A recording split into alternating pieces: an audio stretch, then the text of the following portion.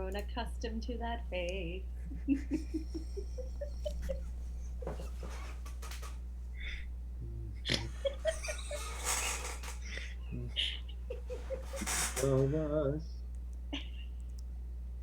Oh, Pickett wants a drink.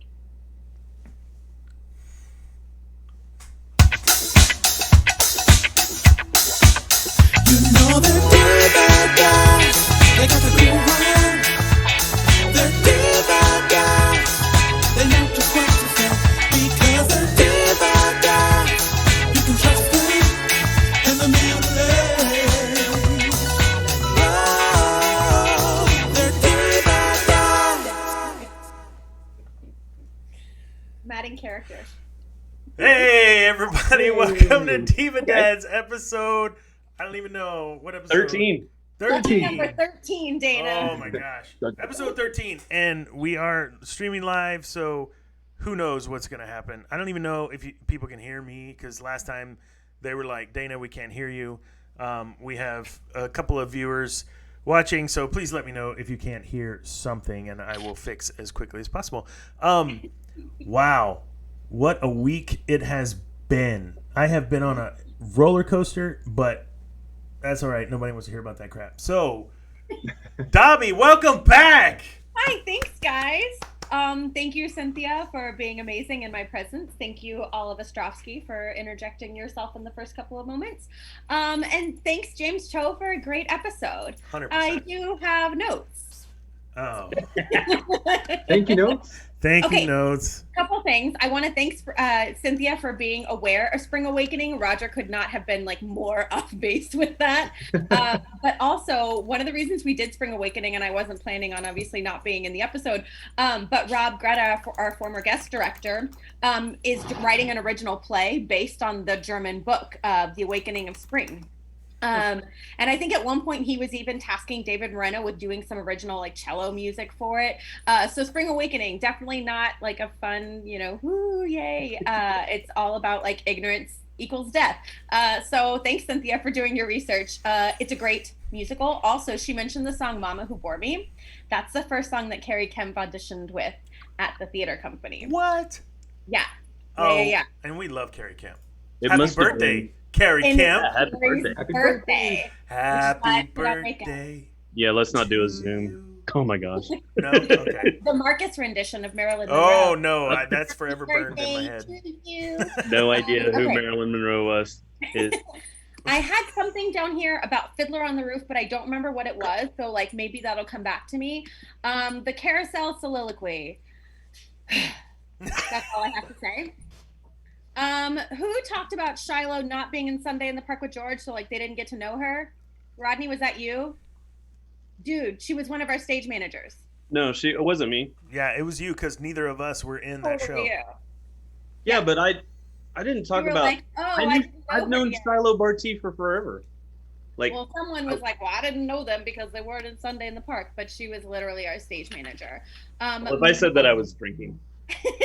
I want to compliment you on your deductive reasoning when you were talking about going to see James's show, which is definitely going to be an online performance. That was an awesome moment. Thanks, Christy Petty, for just being a general voice there. That was awesome. You make me laugh all the time. Dana, I want to compliment you for making your compliments of someone else's voice creepy yet again by asking for just a little taste of your voice, James. So. Stop. Cut it out. And also, just a question for Rodney. Do we have any more news on the sports of Kazakhstan? No, that's the only one that I know of right now. But that one's enough. That was a lot. I was thrilled. I can't wait. I gotta watch it. Yeah. That's great. Otherwise, you guys, great episode. That was awesome. Thanks, Awesome. Cynthia. Thanks, James. Yeah, I was a little. The moment she broke into song, telling me that nobody cares, I had Dobby flashbacks, but it was more like I can't believe she's doing this crap to Made me me right now. proud. Made me proud. How's everyone else doing? Great. Doing good. I'm good. I sort of feel like Dr. Evil right now. Rodney, how was your vacation? It was a vacation. We had somebody who broke her ankle in 3 places in the riverbed. Oh, It was fun. Wow. Yeah. It was a vacation. good. Mike, what about you? Same old, same old. Just work this week. Nothing exciting, really. So How's Yeah. life at the think tank with Roger and Madeline?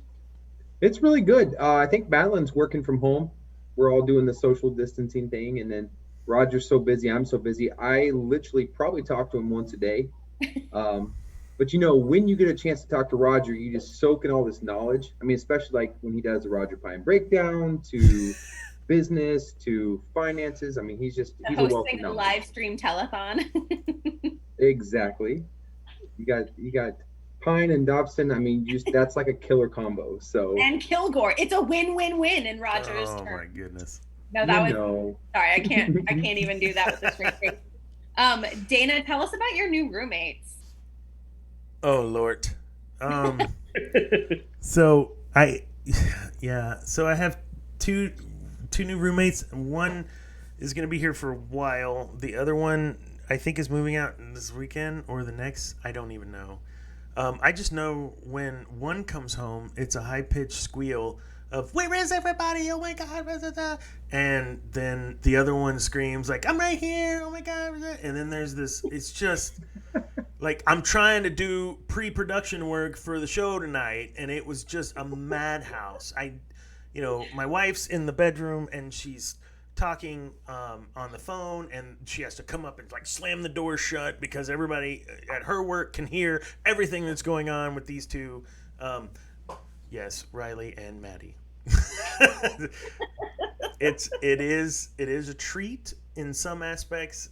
It is a curse in others, but I take it on stride, and I actually love the crap out of both of them. So whatever they need, whenever they need it. Perfect. So quick update on I Believe in TTC. So Mike, you've been still like reaching out to donors. Money still kind of trickling in. Anything exciting there? It's all pretty standard. I think everybody's really given the donations, of course. I mean, everybody was so great to do that.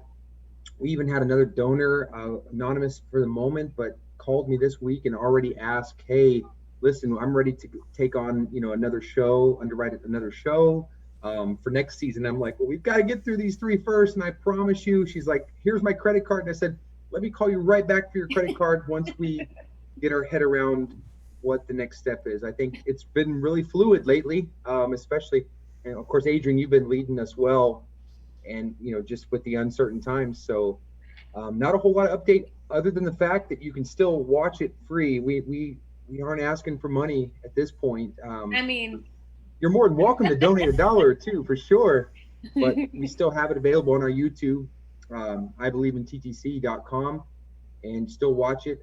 There's wonderful performances. I got to just say, I was going to say it last week, but the My Fair Lady rendition, you guys did amazing. Y'all were just amazing. Thank you. My mother-in-law, who doesn't come to many shows, actually got to watch that, and she just raved about Camilla's voice, raved about Dana's voice, raved about Zach's voice, raved about Roger's voice, And I will say, Roger was the only one like getting into it. He was the only one grooving. No, y'all sounded amazing, but yeah. Anyway, so there were 2 performers on the stage. Camilla was there, and one other guy. I have to say, my favorite part was having an excuse to elbow you out of the way so I could sing with Camilla. Yeah. Okay, so speaking of I Believe in TTC, yes, you can still watch it on YouTube. I actually went back and watched most of it, not because I hadn't seen most of that stuff a million times, but I wanted to watch the YouTube comments as they happened, and they were pretty entertaining. But in similar news, Carrie and I just started brainstorming today for like our next event, which is not going to be the same high pressure, do it in 2 weeks type thing, but we are talking about our next live stream thing just to benefit the theater, and I'm real excited about it. I'm not going to tell you the name because it's going to give it all away, but we want to get some more ducks in a row before we do that. Rod, any TTC teen news? Yeah, so last week I promised a TTC teen update and nobody fussed at me about it, but you probably are missing it. We had some technical. Right now. Yeah, Pickett's very upset. So we had some technical difficulties, and it would not upload. So I think we've ironed it out. I've got another copy of last week's update, so it's a new to you, all the audience out there, TTC Teen update. So if you were around last week and you heard that they are going to tell us about their favorite backstage traditions and stuff like that, it's going to be that. I think we've got, the TTC Teens have historically been female led. We love our girl power, but I got a little sneak peek, and I think we got some testosterone in the mix. So look forward to some of our TTC Teen guys making an appearance. So speaking of the TTC Teens, I don't think I've ever said this, but I always drink out of my like awesome Matilda thing, and this was a gift from Maddie Nope. Oh, very So cool. thanks, Maddie. he's the sweetest. All right, Roger. Roger. All right, guys. So we got this week in the Roger Pine breakdown. It was so awesome because I got Cynthia to say our correspondent on the street. Thank you, Cynthia. But anyway, this is Roger Pine breaking down Kinky Boots this week. Kinky Boots. I should know this one because I've heard the name a lot, but I don't know it. The poster has like a pair of red kinky boots on it, like the kind that go above your knee and they look sparkly. And so this could be a home run if it's right, but I'm going with this is a risque take on The Wizard of Oz. And instead of red slippers, Dorothy has these red kinky boots on. And instead of meeting like the Scarecrow and the Lion, she meets characters who are from the adult entertainment underworld of Oz. Kinky Boots. So, I've never seen Kinky Boots, but I did notice in the poster it said based on a true story. So I don't think it has anything to do with the Wizard of Oz. You're wrong. I'm just kidding. Just kidding. That was a great guess from Roger, but he is wrong. So it's about a shoe factory, and this guy named Charlie inherited a shoe factory from his dad, and it's failing, and he doesn't know what to do. He's about to have to fire all these people until he runs into Lola, a drag queen, on the street. And Lola tells Charlie that he can never find good heels that fit a men's foot. So Charlie literally saves the shoe factory by catering to drag queens and making heels and kinky boots for the men's. One of the reasons I brought it up is because Hannah Shadanian's doing she's doing virtual dance classes, and her choreography class this week was to kinky boots, and it just made me really happy. The music is amazing.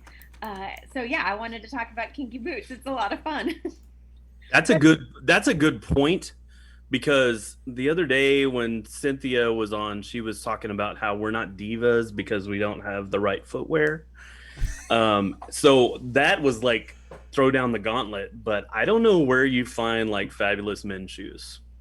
Like I can find okay men's shoes, but I mean not Cynthia Bradford. Thrift store like Macklemore. No. Not around here. You'll be breaking an ankle in those. Thank you to RuPaul and just the drag world in general blossoming. You can find so many websites that do heels for men now. So look it up. Kinky Boots it's actually based on a movie. And the musical, the songs were all written by Cyndi Lauper. It's so much fun. But there's this one cool moment where there's about to be like a fight in a bar between one of the drag queens and then this like burly man who's just like, you're not a man, what's happening? And so he wants to like be masculine. But they pull out ropes to make it like a ring.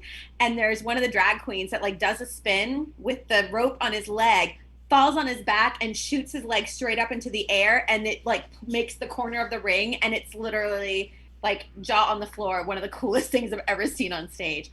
Also, the drag queens in that show literally dance on conveyor belts in the shoe factory, like in huge platform boots on a conveyor belt just going. It is amazing. So is you the guys Broadway HD version of that great to see? Is it good? Oh heck yeah, because Okay. It's got Oh, Billy Porter, There's this amazing girl song called The History of Wrong Guys that Madeline sings. My friend Casey Gilbert sings. It's so good. So yeah, you should watch Kinky Boots on Broadway HD. Awesome. Real quick. So I talked about my little water cup, but I'm talking about my wine cup really quick because this was a gift. Freaking Tyler Lewis and Brendan Kempf made Carrie and I these like ginormous gift baskets for 2 weeks ago that I was like still unpacking a couple of days ago, and this was in it. So thanks. Aww. Very cool. Time for a drink now. Yeah. Oh, nice. Oh, just to give you a heads up, Rod, I couldn't get any non-copyrighted anything that sounded remotely close. I'm sorry, brother. That's okay. We're gonna sing it. That'll work. Okay. All right. Take it away, Adrian. Go ahead. We're waiting. Bat Rod. Bat Rod. Bat Rod. Or why don't we just sing? Who wants to sing Seal's "Kiss from a Rose"? Wasn't that like the third? Oh my god. Oh wow. Uh-oh. Oh my god. Stop. Go with the Michael Keaton Strike version fear now. into criminals. Are you criminals?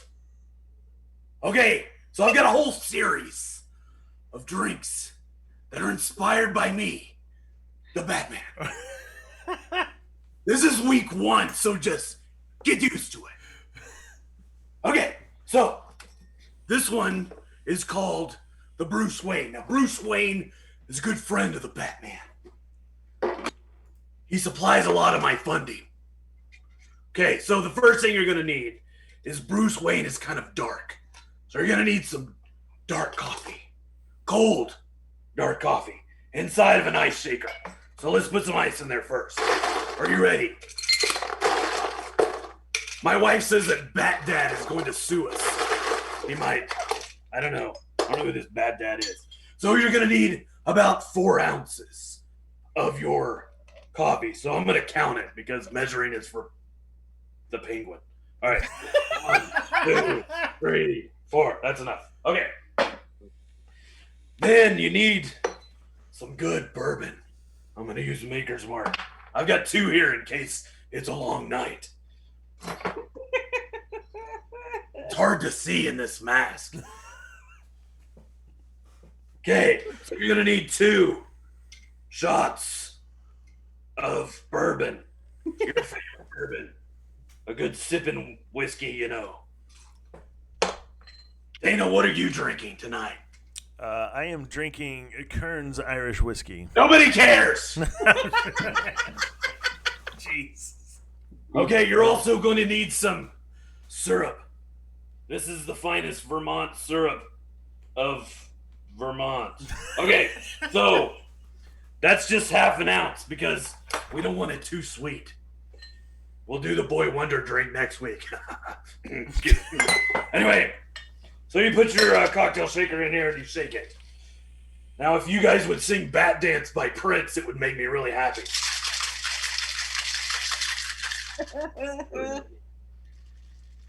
Very disappointing. The intensity of the shaking is intense. Okay. So then you get your strainer. And something magical happens whenever you shake up your bourbon and your syrup. It has that nice head on it. I like it. It's dark and brooding like me. All right, that's the drink. Go on with the show. Oh Wow. my god. Wow. I can't even, I'm laughing. I can't even get to him unpinned. Oh my goodness. Wow. Is it good? Oh, hi guys. I seriously doubt Bat Dad would sue us with how great that was. And plus you gave him props too. I know exactly who that guy is. I don't know what just happened. But somebody left this drink here. How does it taste? It looks like a Guinness. It does, doesn't it? It sort of reminds like somebody left this drink earlier today, and Mandy tried it and she was like, "Yeah, it's kind of like a flat Guinness. I don't know if that's very appetizing to you, but it's actually pretty tasty." Awesome. Ish.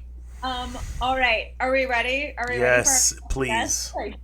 So, Andrew Carson is this wonderful human being who, like a lot of people, was only at the theater company for a short time, but made just such a big impression on me and on the theater and on everyone who he met.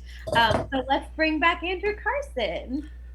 I'm sorry. I could have timed that way better, and I don't That's even okay. know what just happened. And we You can't edit live, it out You because learn, yeah. you live, you learn. Andrew Carson. Hi, Andrew. Hello. Hey, hey. Hi, honey bunny. How you doing? I'm doing good. I'm happy to be here. Yay! Okay, so tell us quickly who you are and what you're doing now. Well, my name is Andrew Carson, also known as the Poet Andrew. Right now I live in New York City and I'm an artist, actor, performer. And so right now I'm just creating art, expressing myself and doing all that good stuff, you know? Yay! Awesome. How long have you been in New York? I've been in New York for 3 years now, come August. Oh my gosh. Yeah. It doesn't seem like long, but it also seems like forever because of quarantine. So can you tell us a little bit about your brief time at the theater company and what shows you did? I can. I did 3 productions with the theater company. I worked with the theater company when Randy Wilson was still directing in there. And they were wonderful. One of my first shows I got to work on was Spamalot with this lovely one down here, Miss Adrian. I never got to work with the DivaDads, so sorry about that. You're not missing anything. I know. I wish I could have. I wish I could have. Really only so big for, there can't be too many of us at once. I know. I get it. I understand. No, but I did Spamalot and I did Shrek and I also did Legally Blonde. Yes. Nice. Oh no, you were such a dreamboat in Legally Blonde. That was the best. Of those 3 shows, what was your favorite? What was my favorite? Oh, that's so hard. Oh, wow. I can't say that one of them was my favorite. I had a lot of fun in each and every show. But I will say there is a special place in my heart for Spamalot because it was my first show. And I was a part of the ensemble of that show. And it was just filled with so many of my, really, really close friends and really talented close friends. And Adrian can attest to this. Something drastic happened right before performance, and just we all came together and made it happen and made it work, and it was really beautiful how it happened. So yeah. So when I finally did get to see the show, because I know we've talked about it before, but I broke my toe clean off after day 1 of tech. But when I finally did get to see it and saw specifically the dancing men and how much progress they'd made in a couple of days, I wept. I literally wept during Spamalot because I was so proud of everybody. Do you remember so there's the song, his name is Lancelot. Oh yeah. Revealed that Lancelot and Herbert are now a thing. And all the guys come out in jean cutoff shorts, and we had those really weird vest appliques, it was a plastic vest on you guys, and y'all did one of the coolest dances, choreographed partly by Chris Arisman. Chris. Yeah, because he helped me choreograph it. But do you remember there was a set change after that dance that was later known as the gayest set change of all time? Yes, the infamous set change that we got to be a part of. Oh yeah, of course I remember. Of course, it was honestly, it was a joy. You thought it was gay in the audience, imagine on the stage, and then the funniest part is each night someone would come up with something slightly different that would just we said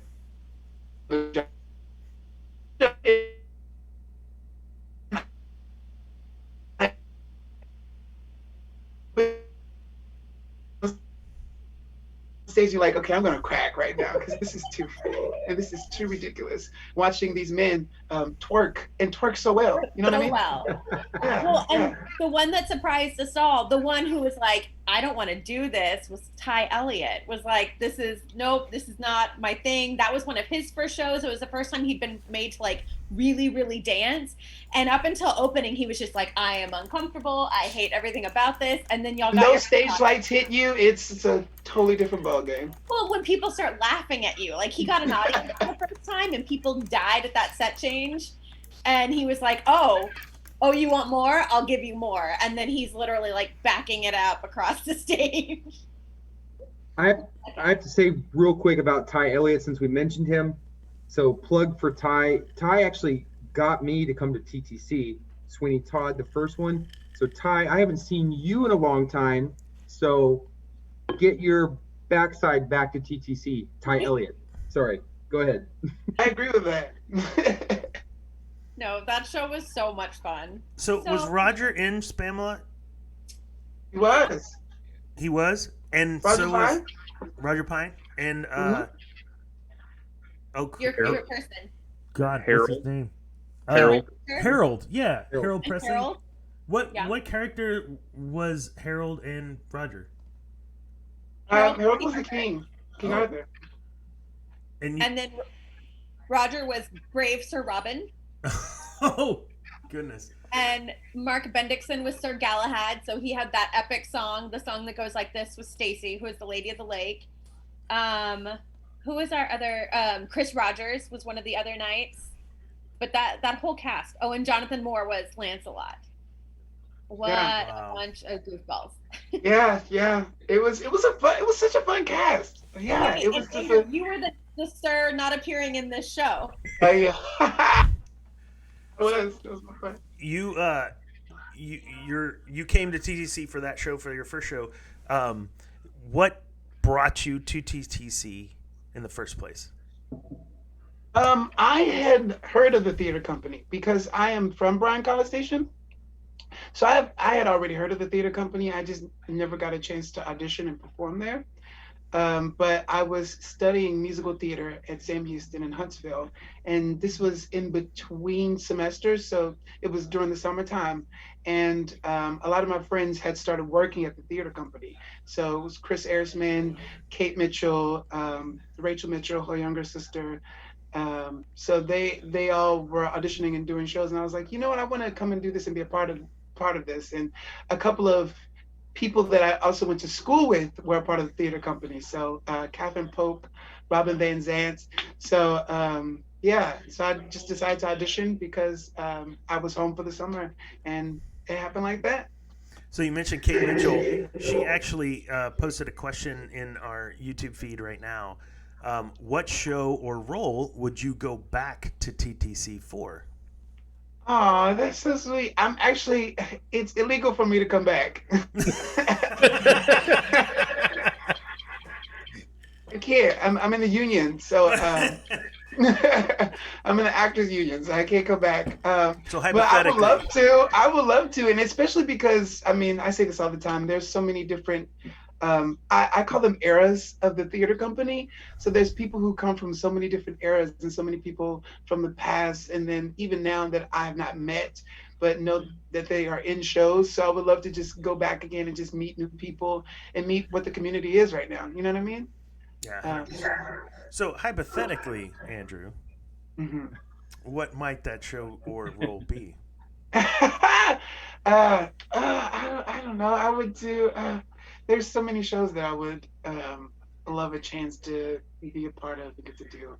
I would honestly. I never got to do a production of Rocky Horror. Oh yes. I never got to do a production of Rocky Horror there at the theater company, and I know it's a it's a cult classic to me and a cult classic to a lot of people. But I've never been a part of each time the theater company gets to do it. I really wanted to get a chance to do it. It was life changing for me. 100%. It's a Life party. changing. It's something about doing the time warp on stage that's just like can't explain it. Can't explain it. That's That's awesome. very, very, very true. Thank you. All right, Mike, you want to get into some of these questions we have? All right, Andrew. So we're gonna start off. Question from an anonymous diva dad. I'm thinking God. probably more Rodney or Dana, just because of this 40-year-old thing. But one of them asked, "So tell us and be honest, lay it on us as 40-year-old diva dads. Is there hope for us on Broadway one day? Oh, of course. Yeah. Why not? Yeah, of course. There are. Is this a question about like, are you too as like age? Age and just goofballs Oh like God, us. no! You're never too old or too different to achieve anything. There is a show specific for you, and even if it's not, go there and do it. That's what I say. Dreams don't stop at a certain age or a certain look. You know. Nice. You got ability. You got talent. You know what I mean? People dad's got talent. Put that on Broadway, I'm down. You know. Well, that's the worry. The talent part's the worry. What does your manager say? Your agent, agency Mike. agent, Mike. What did they Daniela? say about you? I mean, the agent says there's always hope. He told me not to quit my day job, but that doesn't mean anything, really. Andrew, can you tell us a little bit about like what your audition experience has been up there? It's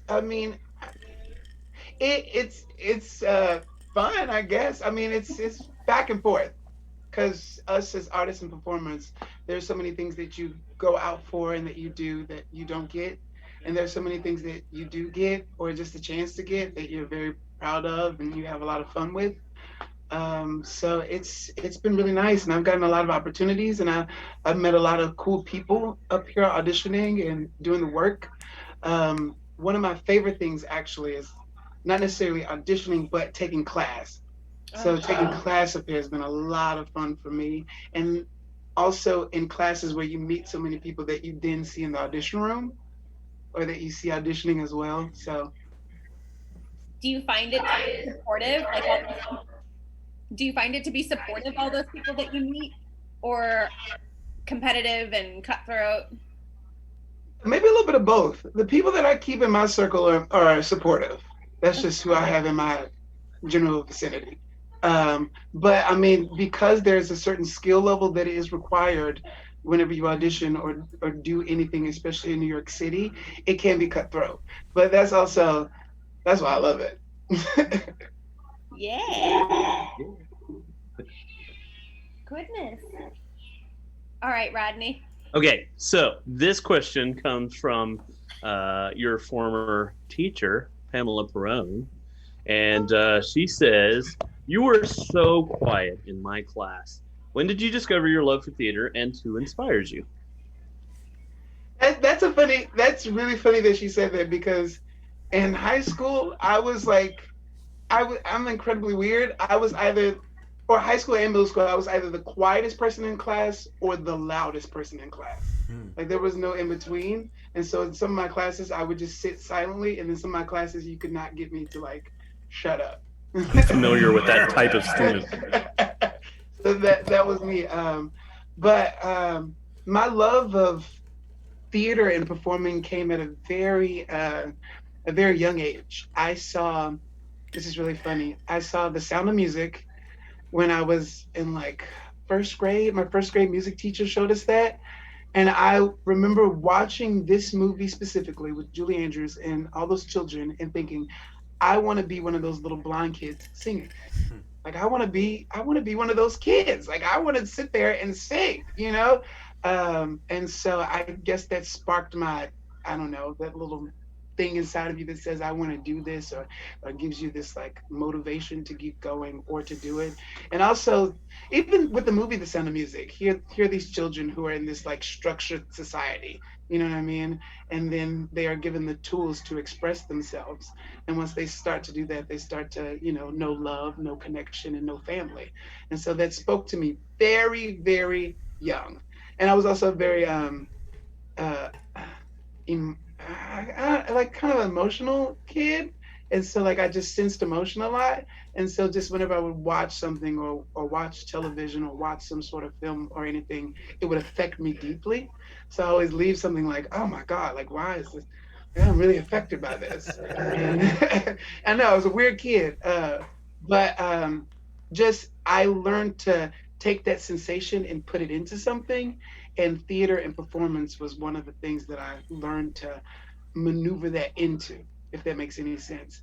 And then in middle school, I discovered literature and then classical literature. And then I also remember specifically in Mrs. Peron's class, I read one of my favorite books, which is Durango Street. And it's a really, really good book about these kids discovering art or whatnot. So yeah, that's where I discovered my love for theater and performance. So you remember her as your teacher? Oh yeah. Oh yeah.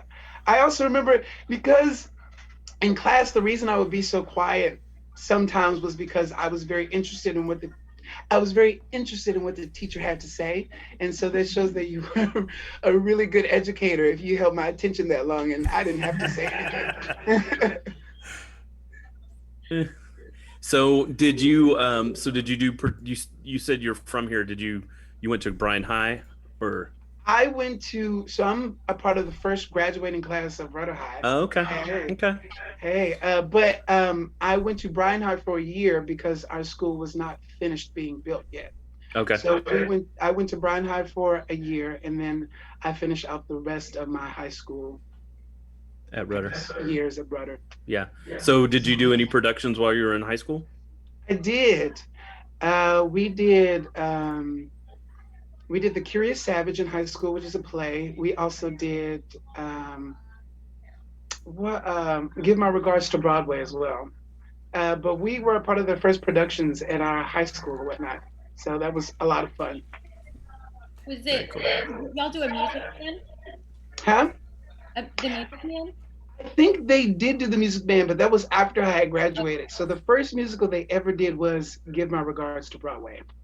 And I played Muggsy. So. I remember Rachel Mitchell. I'm pretty sure she was Marion the librarian. When yes. That was after I graduated.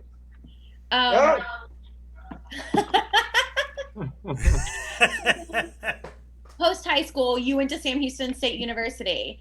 I did. And that's where you got to do some incredible roles at Sam Houston. So we got to see you in Fences, got to see you in Hair was one of my favorites.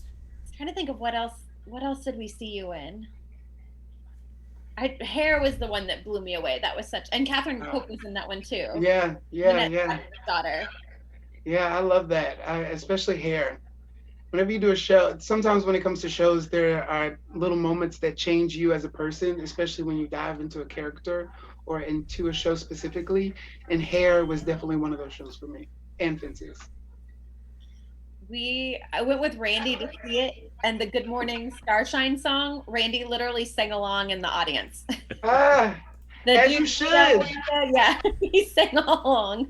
I was like, stop. We all know Randy is a hippie, you know what I mean? Oh, God. Let's get it. You're so right. Yeah, I mean, I am too, so So your experience at Sam Houston, so in the wake of just like a lot of stuff coming up in entertainment, in politics regarding race and racism, institutionalized racism, did you feel like that was part of your experience at Sam Houston? Because a lot of that has started to come out from a lot of former students. And I'm curious if you had shared that experience at all. Well, for me specifically, especially when it comes to like topics like this, because recently my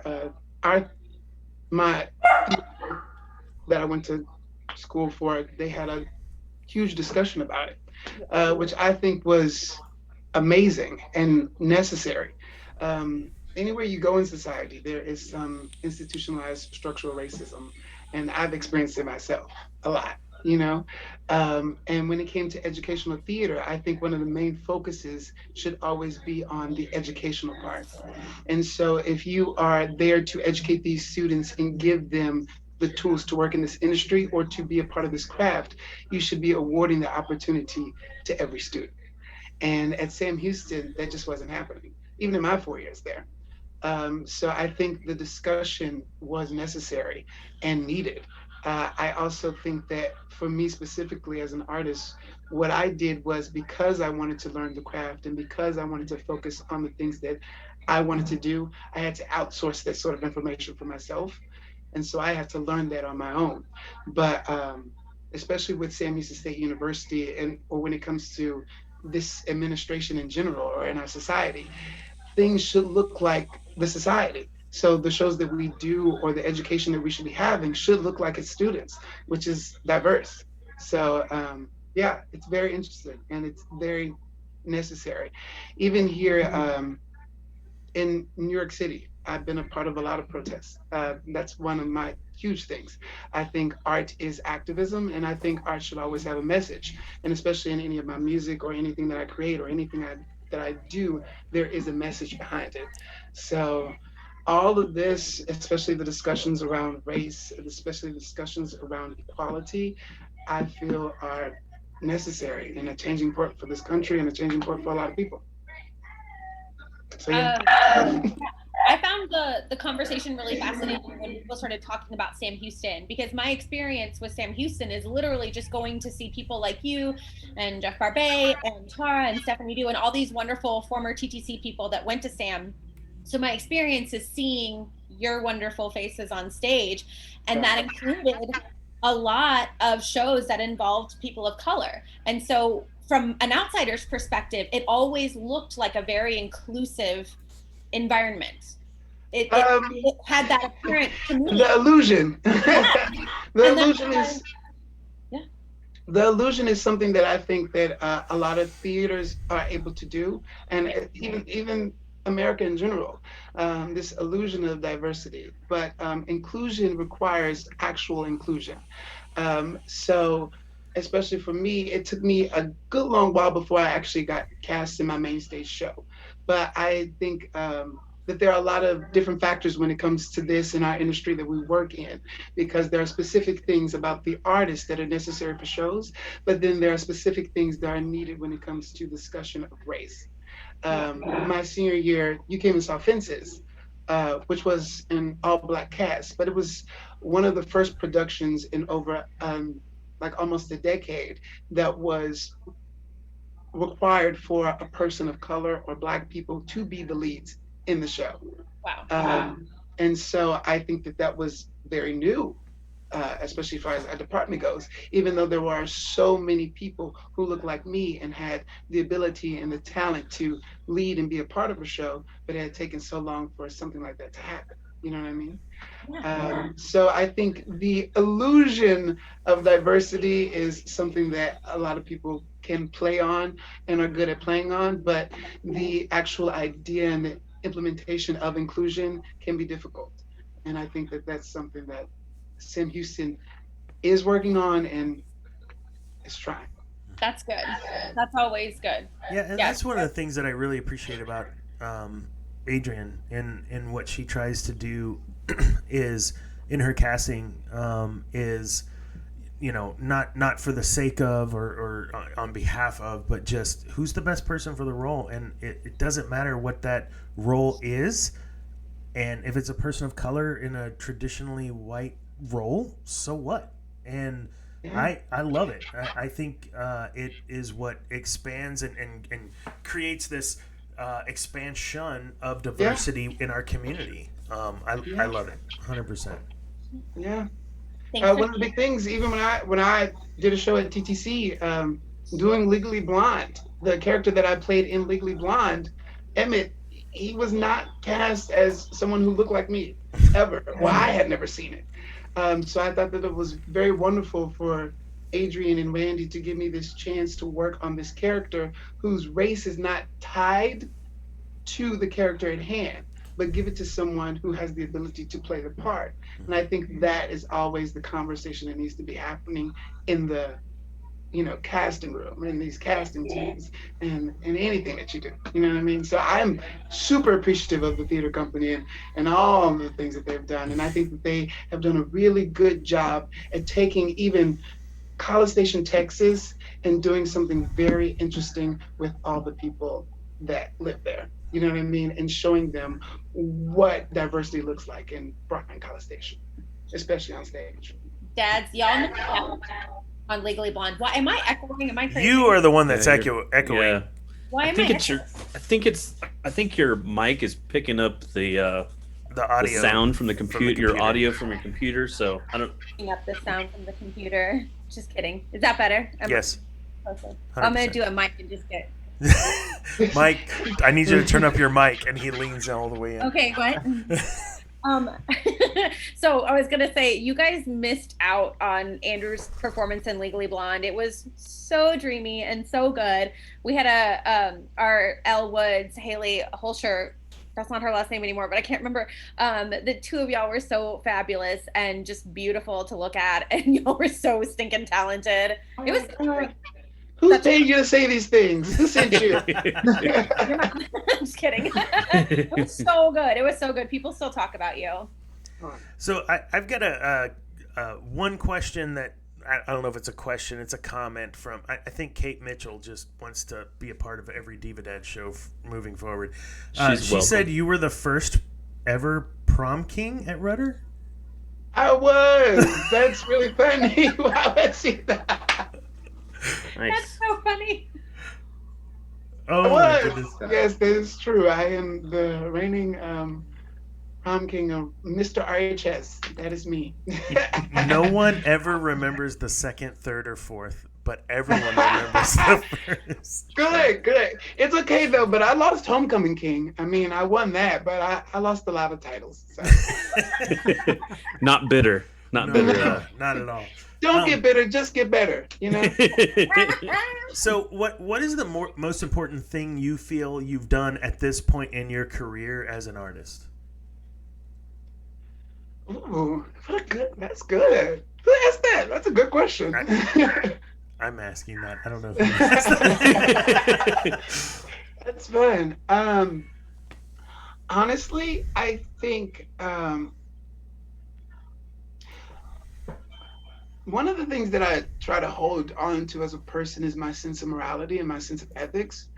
And I think if you know, if you ever get a chance to listen to my music, that's a lot of what I talk about, and especially like music for the mind, and then dealing with emotion or anything in general.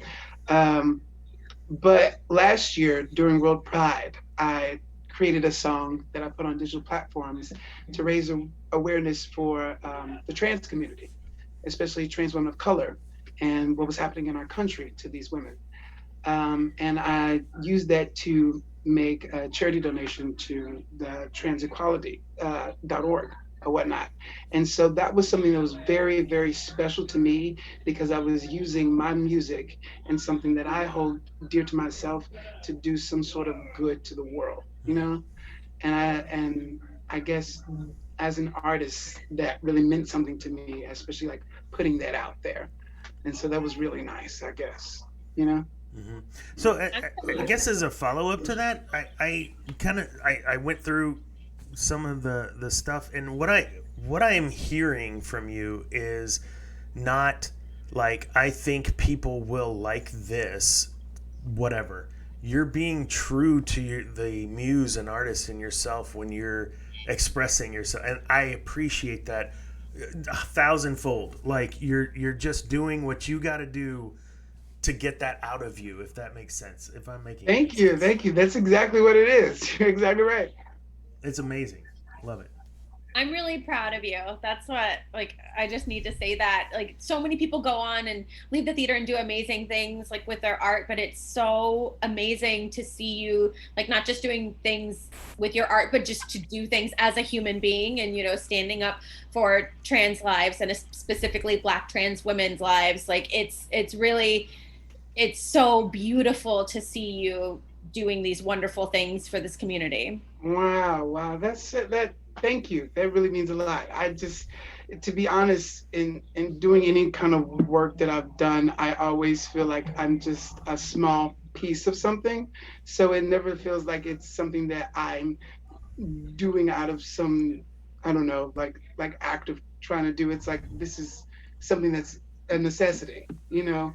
Like why haven't people automatically thought like this? So thank you. I appreciate it. But most of the time I just feel like a small puzzle piece to anything. You know what I mean?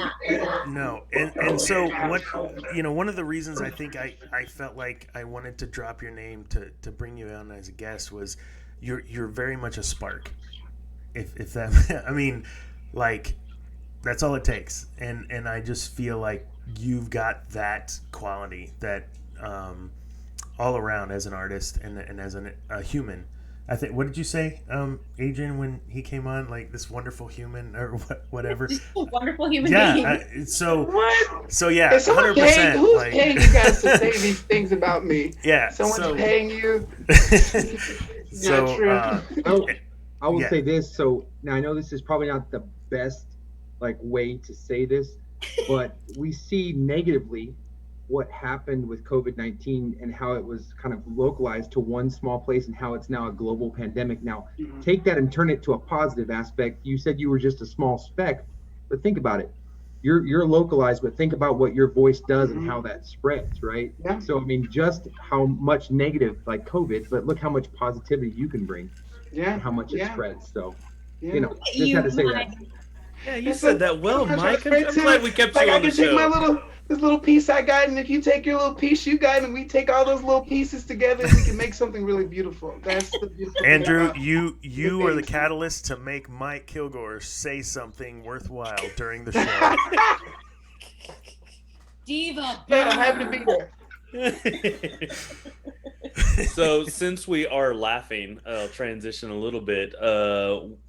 We want to know some of your funny backstage moments at TCC, especially if they involve Adrian. 100%. Oh, there's so much. Oh wow. Well, I mean, I have. One that comes to mind is during this Spamalot where I missed an entrance, and missing an entrance is like, it strikes the fear in you when you hear your music and you're not on stage to be a part of it. But I specifically remember during Spamalot being backstage watching the show and then watching the show and being like, oh wow, this is really good. Why have I never seen this part of the show before? And I was like, oh, I'm supposed to be out there. And who did you leave hanging? Who did you leave hanging? It was Kate Mitchell. Kate Mitchell was the person that I was marrying on stage in Spamalot, and then bless her heart, because she's a true performer, she made a whole bit out of it and just like kept this show going. But I was like, how do I get back on stage? How do I get out there? So that was a drastic moment. Also, I think it was, Adrian can attest to this, during Shrek, at one point the air conditioning went out. Was it That during was Shrek? Spamalot. That was Spamalot when the air conditioning went out. Oh my God. Well, yeah, that was, God, man, to do art in the heat, that takes tenacity, okay? That takes ability, that takes talent, but we put on a show with no air conditioning, and what happened, so I actually was still on crutches, but it was the very last performance of Spamalot, and I was supposed to be late. I think my parents were in town. I was really late to the show, thinking, okay, well, at least I'll catch the second act of this like last show. And I showed up and y'all hadn't even started yet. And our cast members, so Kent, who was playing Patsy, and Jonathan Moore, are literally on the roof in costume, sweating, trying to fix the AC because it was so hot that summer, and it was the last show of the summer, so it was like Mamma Mia time. And we literally couldn't do the show because it was so athletic and so nonstop dancing. It was unsafe to do the show without some form of air conditioning. So we started like an hour late. I remember probably a few people left, but you still had a full house for that last show. It was amazing. Yeah, so we had some good times. We had some times.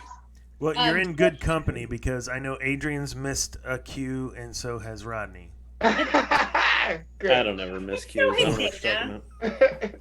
I think the only 100% might be Mike. Yeah, well, if he had bigger roles, maybe. Oh, vroom vroom, bitch. What? Diva. That was iconic. Was that the motorcycle working or not working? Andrew, do you remember your other co-star, Coco?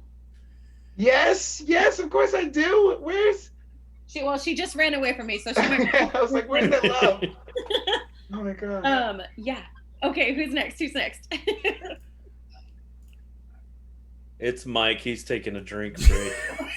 Jeez, Mike. Yes, there are other questions that I should have written down right now.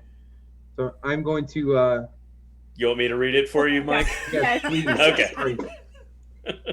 So, Andrew, you may not be familiar with Parker Greer, but it's just a matter of time because he's destined for greatness. He wants to know, what is your favorite thing about NYC or New York City? What's your favorite thing? My favorite thing about New York City. Um, wow, that's hard to pin down. Honestly, it is the New York atmosphere. And I know that probably doesn't make any kind of sense. Or it might, I don't know.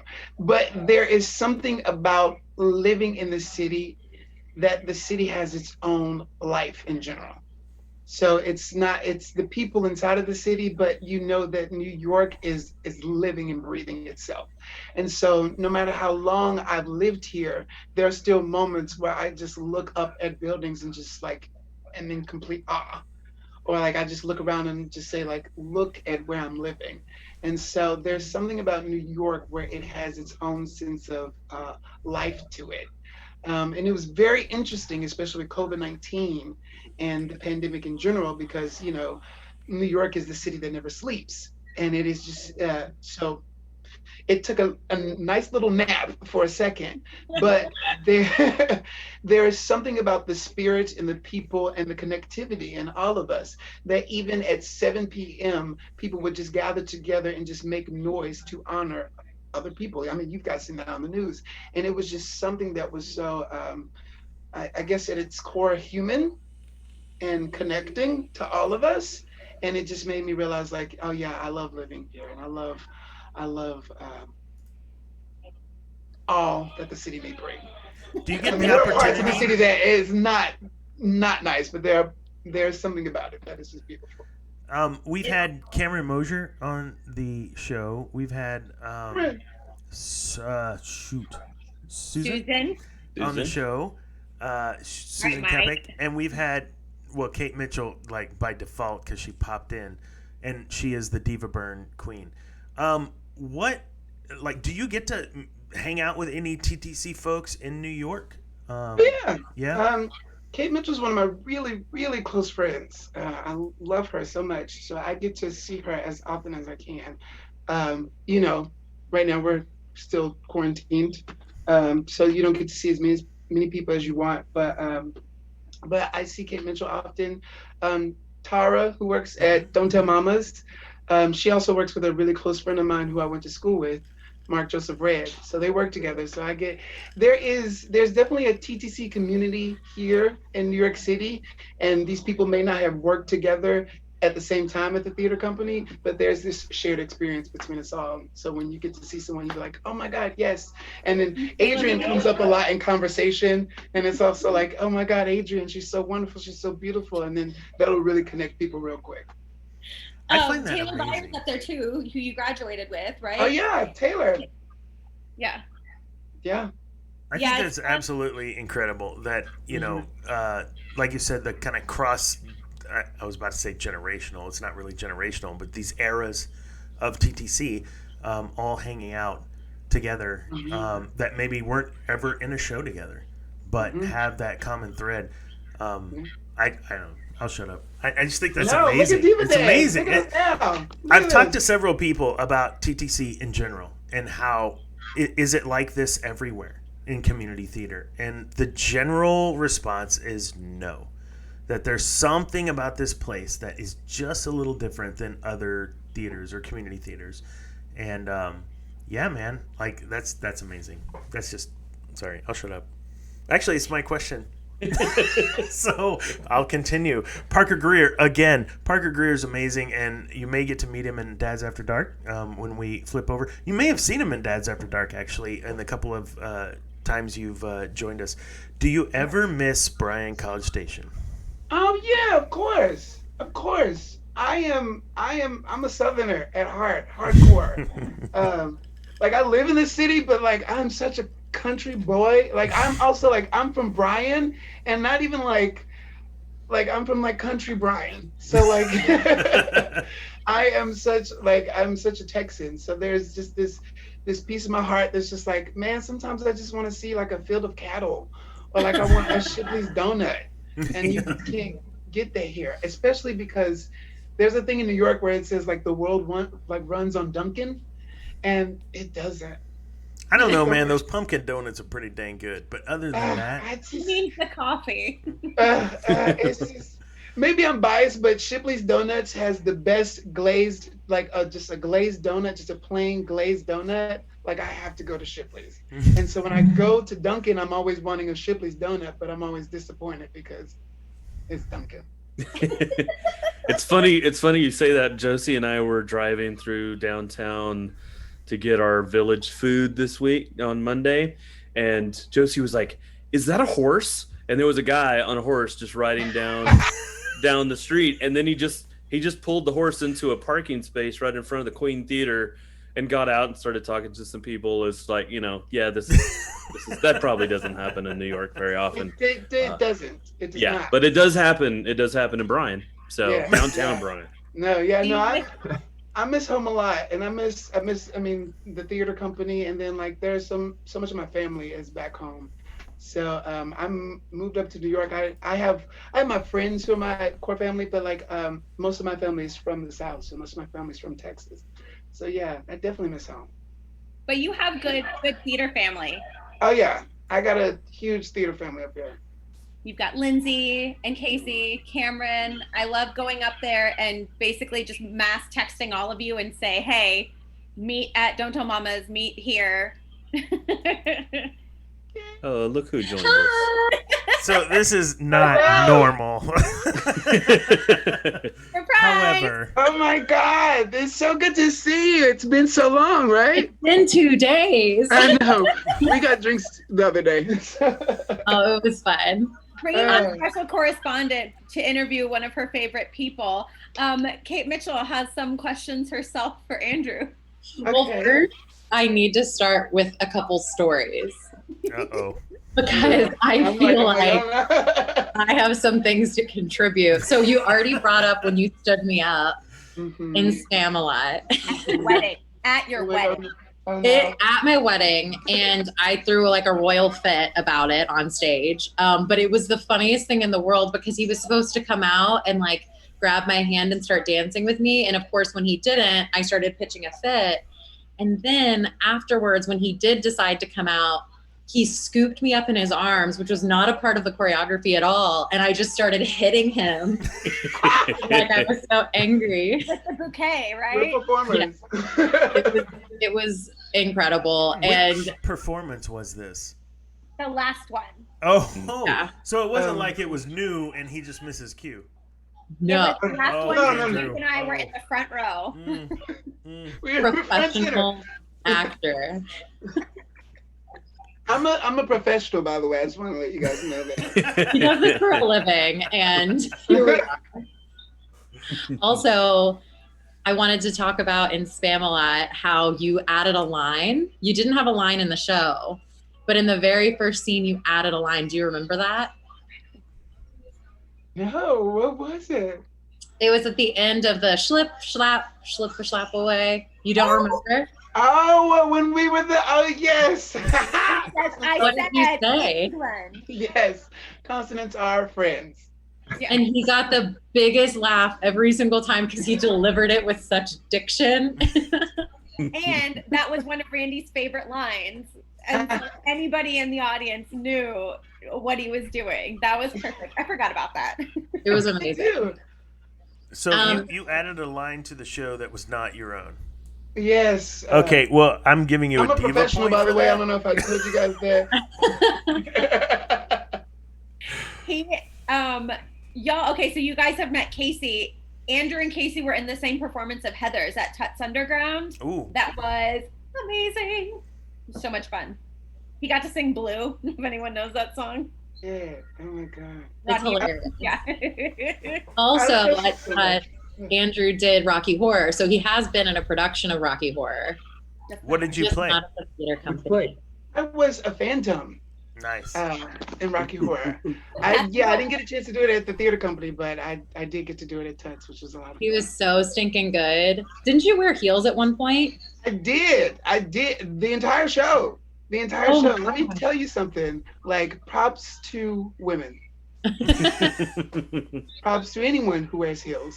That was I do I do a lot of dance, of course, but I dancing in heels is a completely different art form in a completely different medium, and that was my first ever production and my first ever opportunity, dancing in heels. And they were like these like almost 8-inch like platform shoes, and so we're like doing triple pirouettes on stage, and it's not easy, but a lot of fun, a lot of fun.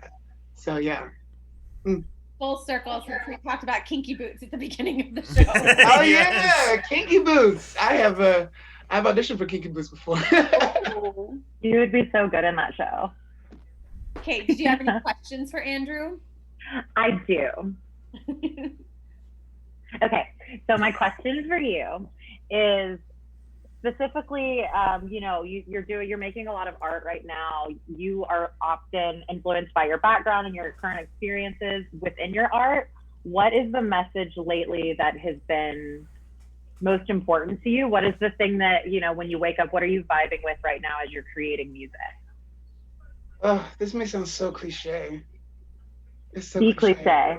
It's love, man. Oh, It's I knew totally you were love. going to say that. It's totally love, and it is the most basic human emotion that we all feel, that we can all connect with each other. And no matter, honestly, and it can be a romantic sense of love, or it can be a love of a friendship.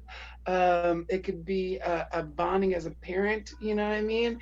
There is something to love thy neighbor, and honestly, even if you're not religious or whatever background you come from, there is this message in all religion that love is the center of gravity. God is love.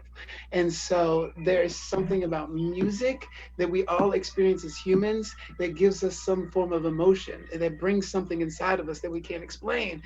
And most of the time that's love, man. Yeah.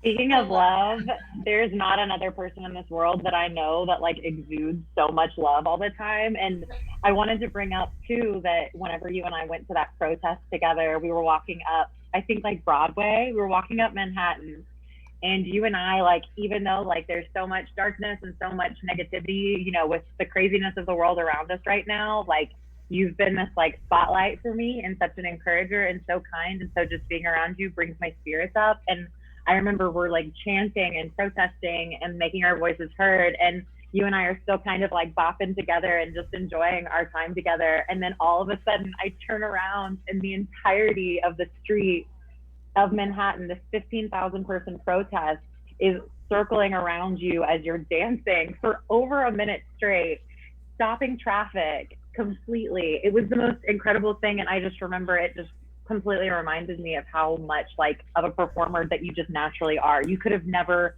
done theater in your life, but like who you are is an artist, and the joy that you bring to other people is one of the best gifts that you have honed in on, and you recognize that. And I just admire that so much about you. Oh my God, stop. That's so sweet. You guys, you're trying to be cry or something? What is this? Oh my God, that is so sweet. That is Yeah, so nice. Wow. Again, dude, like something about that spark that I mentioned earlier. I can't explain it, but you have that, and people I think will gravitate towards you and your message, and I really appreciate that. Can we get some of that message? Could we? Yeah. Do you think you could sing a few bars or something for us? Oh, look at that spotlight. Hold on, let me put you in the. Just lead. I love that you could tell Dana was thinking about how he was going to phrase this so that he didn't make it weird. Yes, because apparently I make it weird when I talk about people's smooth and silky voices. Don't. Oh, see, stop. I wouldn't even know what I could say. Like, this little light of mine, I'm gonna let it shine. Oh, this little light of mine, I'm gonna let it shine. This little light of mine, I'm gonna let it shine. Let it shine, let it shine, let it shine. Oh. Yes, sir. You know what that takes So me back to, Andrew? That night that we were at Don't Tell Mama and you went to sing Proud Mary, and the girl from was it The Color Purple? There was an actress from The Color Purple that walked in, and she turned around and started harmonizing with you. And I don't even think you knew at first. And I pointed her out whenever you came off stage and you went and talked to her and had this like lovely conversation. And she told you how talented you were. Just another example of you bringing happiness to the room. 100%. I remember that night. Vaguely, I had a few beers. That's what we do. We drink and we listen to Tara sing. yes. And Tara.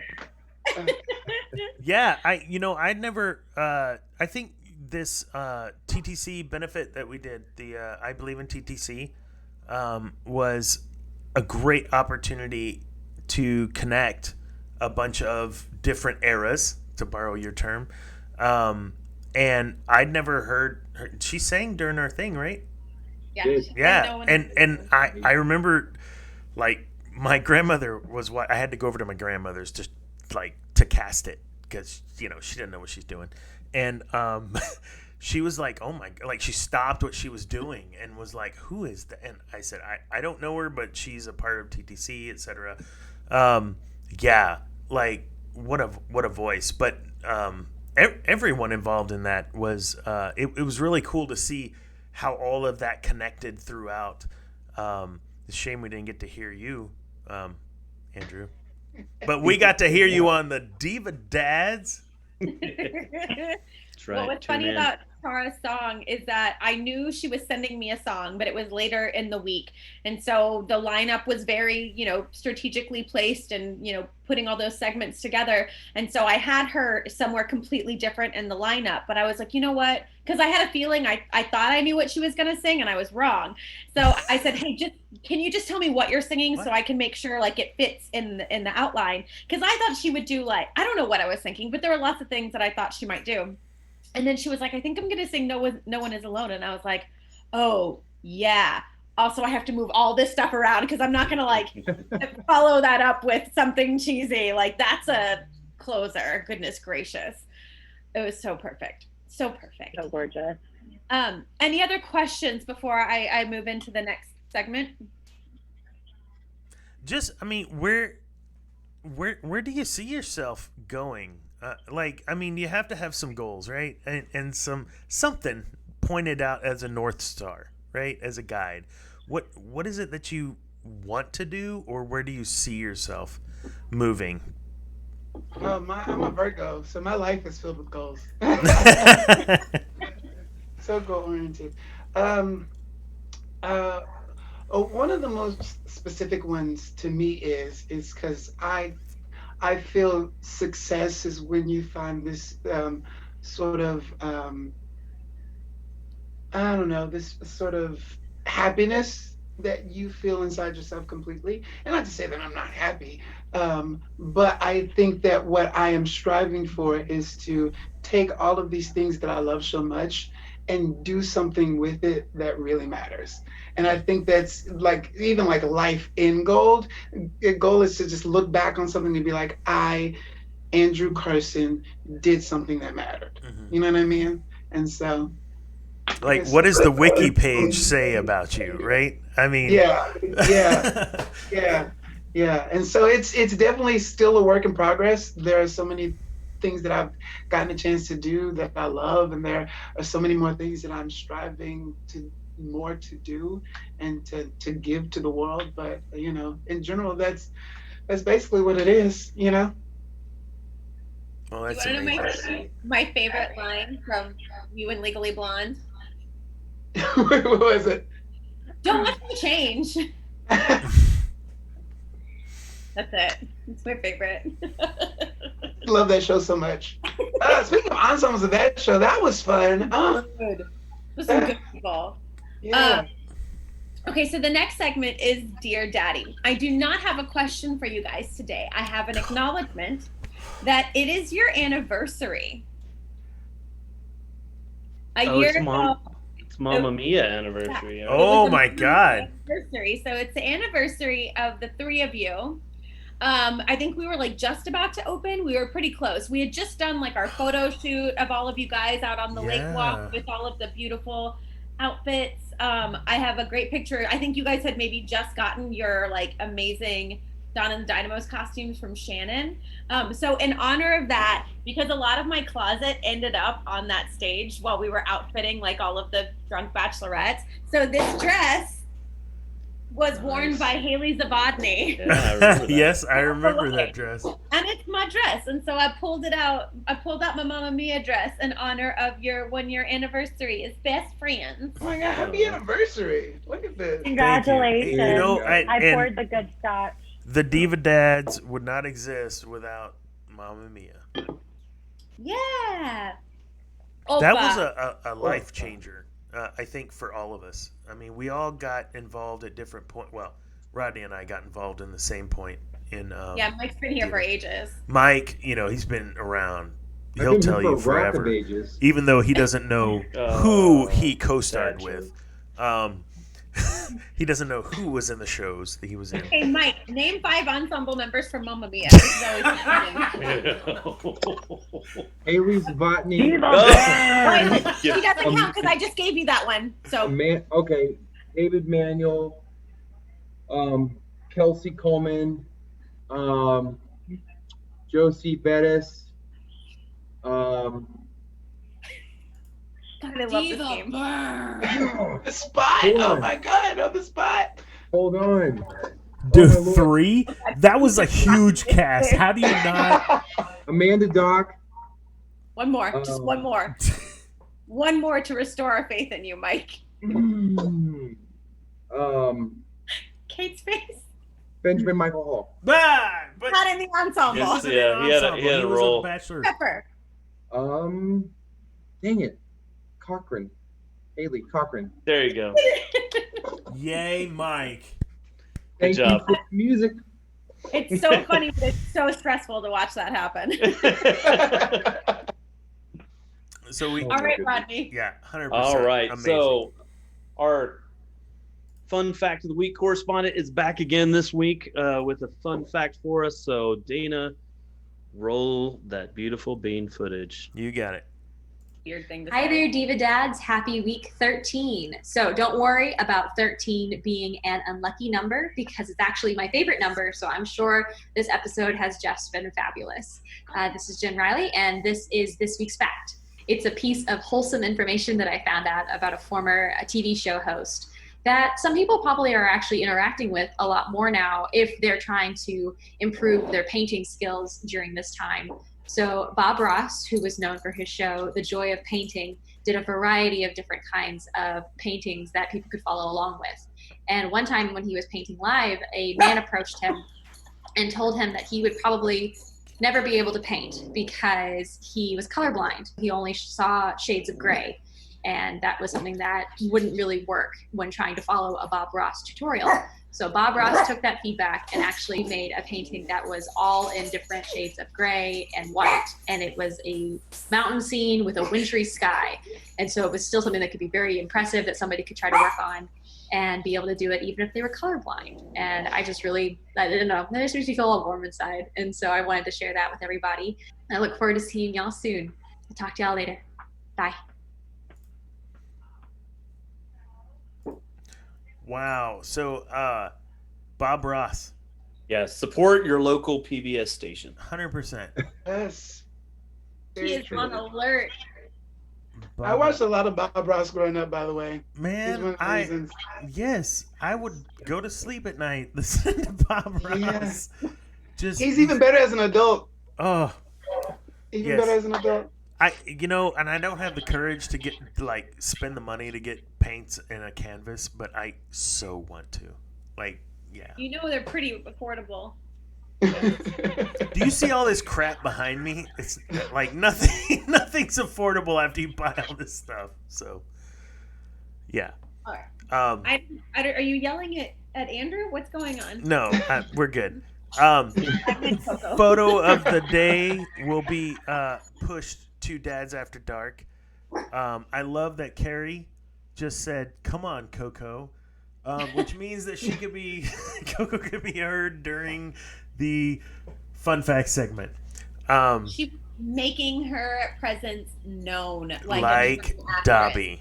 Okay. Yep. She's such a true diva. Andrew, I gotta tell you, man, this was a great show. I loved having you on. I hope you stay with us in After Dark. We may be able to have some more questions for you then. Or maybe you could just sing for us again. And I know I just made it weird by saying that. Never fails. So Okay, I'm a weird person. Kate Mitchell, it was great to have you pop in. As always, although you pop in every show now with the Diva Burns. You can't get rid of me. No matter how hard we try. So, Mike Kilgore, do you want to take us out to Dads After Dark? I sure will. Okay, guys, as always, you can visit us at TTCDivaDads.com. But do something for me today. If you watch this episode, do me a favor. On one of your social medias, hashtag TTCDivaDads. That's hashtag TTCDivaDads. And tell us one of your favorite moments from the past 13 episodes. And it'll help pass that hashtag along. We appreciate it, guys. Thank you so much. Andrew, amazing. Golly. I feel like I've known you for years now. You have such a sweet spirit, and I hope I get to actually give you a hug in person someday. Oh, Yeah. Oh my God! Why'd you have to go and make it weird? I'm a weird person, man. It's not you. It's not you. It's him. It's him. no, he's just speaking like a true influencer. Diva Burn. Good night, everybody. We'll see you later. Good night. We'll see you. Stay tuned for Dads After Dark. You know the DivaDads, they got the cool run. The DivaDads, they know just what to say. Because the DivaDads, you can trust them. And the million